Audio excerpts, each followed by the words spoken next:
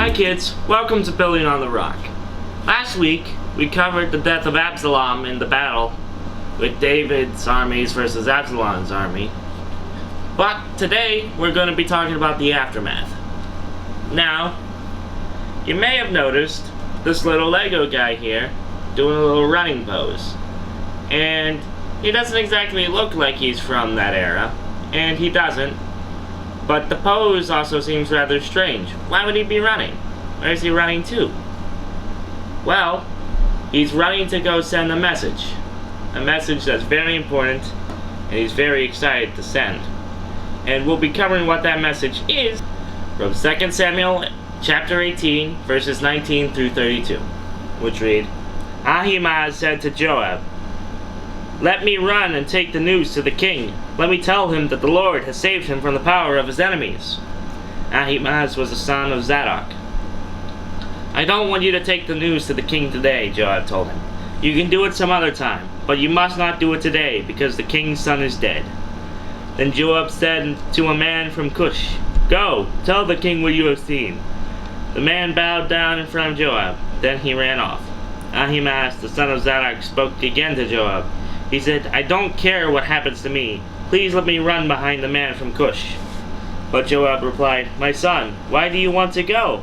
You don't have any news that will bring you a reward." He said, "I don't care what happens. I want to run." So Joab said, "Run." Then Ahimaaz ran across the flatlands of the Jordan River. As he ran, he passed the man from Cush. David was sitting in the area between the inner and outer gates of the city. The man on guard duty went up to the roof over the entrance of the gate by the wall. As he looked out, he saw someone running alone.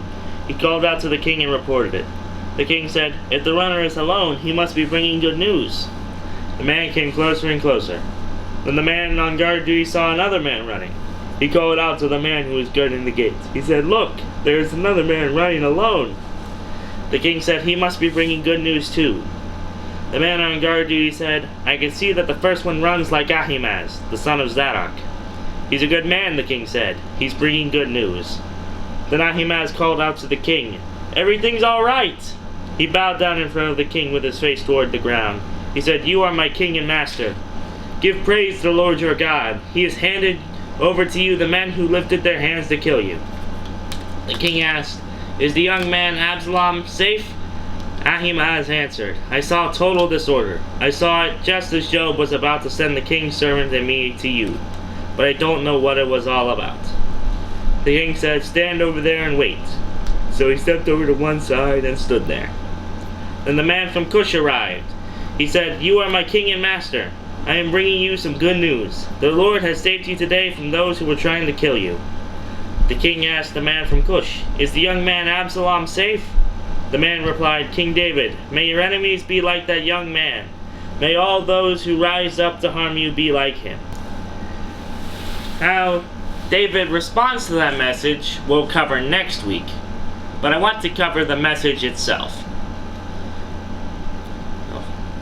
They were running to bring a message to King David.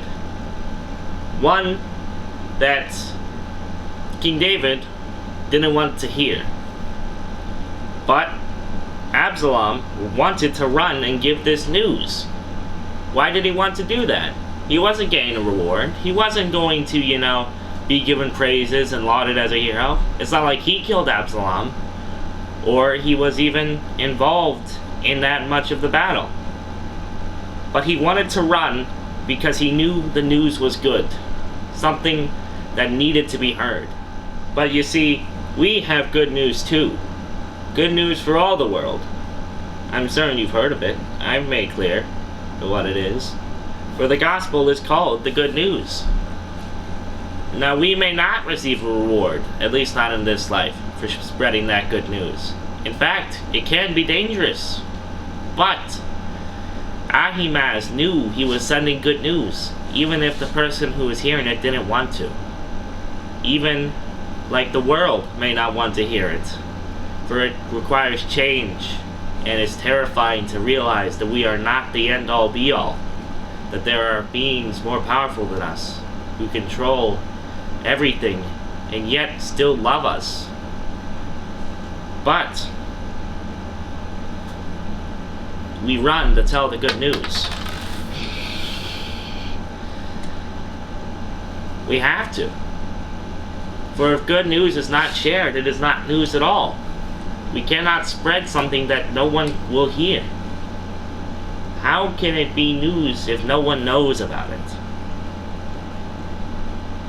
So, Ahimaaz didn't get a reward, at least not right away, for what he said. But he ran to tell it, and ran as fast as he could. I hope you enjoyed this lesson today, and I'll show you how to make this Running Man. Though, I don't think he's what Ahimaaz looked like.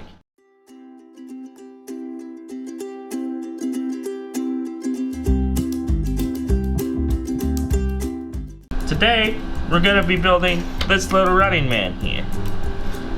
And to start, you're going to need to grab a light blue 2x6, a pair of light blue 1x2s, and a 2x2 in light yellow. We are then going to attach these on top of the 2x6 and this on top of those two. So you got yourselves like a little T. Now, we're going to grab the hat, which is simply a red 2x3 and a dark tan 2x4 plate for the brim. Once you have that, you're going to attach on top, leaving one flat edge and one angled edge. So it's kind of like a number 1, if you write it in the way some people do. Then, we're going to make the arms. The arms are going to be comprised of 2 of these, a darker blue, but not too dark blue, 1x2s. These bright yellow 1x2s, which are the same color as the face. And these 2x4s in the same blue that is here.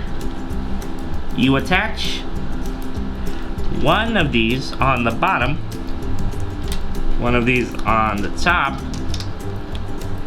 and then connect to a side so that it's like a part of the sleeve.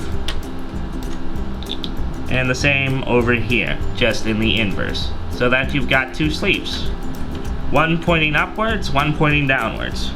Then, the upwards facing one goes in front of the face, you know, like doing a pose, a little muscle flexing pose. And the other one goes on the back. So he's doing a run. If you've ever done a run, or at least seen professional runners, you will know that you move your arms back and forward to keep momentum, to keep your inertia going. But of course, that's not very helpful if you don't have any legs. But to get to the legs, we need to attach a waist. So that will be done with these nice baby blue 2x2s attached together and attached to the body, right here. Then, to make the legs, we're going to need one 2x3 and one 1x2. We're going to put the 2x3 over here and the 1x2 on the other side.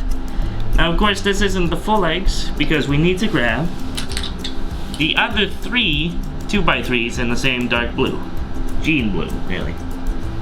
You're going to attach one on this back side here, so you can see him doing the back foot a little bit, and the other